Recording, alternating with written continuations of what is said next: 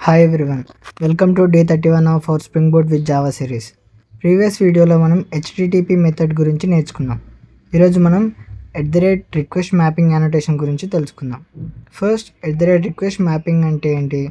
సింపుల్గా చెప్పాలంటే request mapping అనేది యూఆర్ఎల్ని స్పెసిఫిక్ మెథడ్కి కనెక్ట్ చేయడానికి యూజ్ చేసే యానోటేషన్. సింపుల్ ఎగ్జాంపుల్తో చూద్దాం.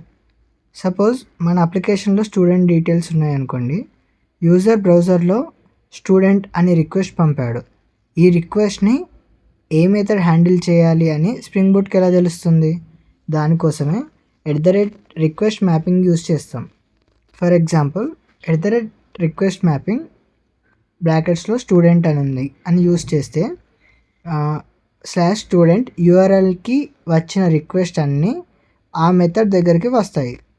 సింపుల్గా చెప్పాలంటే రిక్వెస్ట్ మ్యాపింగ్ యూఆర్ఎల్ ఇంకా మెథడ్ మధ్య కనెక్షన్ క్రియేట్ చేస్తుంది. రియల్ లైఫ్ ఎగ్జాంపుల్ చూద్దాం. మీరు ఒక అపార్ట్మెంట్కి వెళ్ళారనుకోండి.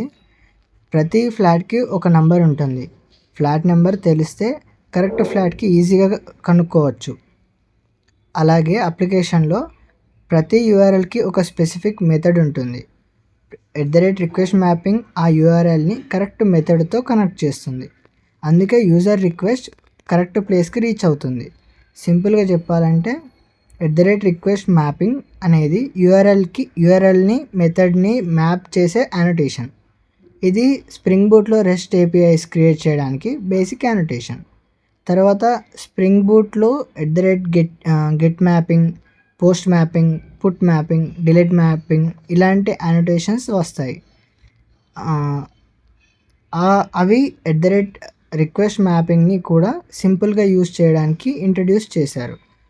నెక్స్ట్ వీడియోలో మనం గెట్ మ్యాపింగ్ యానోటేషన్ గురించి నేర్చుకుందాం. ఇంకా గెట్ రిక్వెస్ట్ని ఎలా హ్యాండిల్ చేయాలో చూద్దాం. Thank you. Follow for more updates.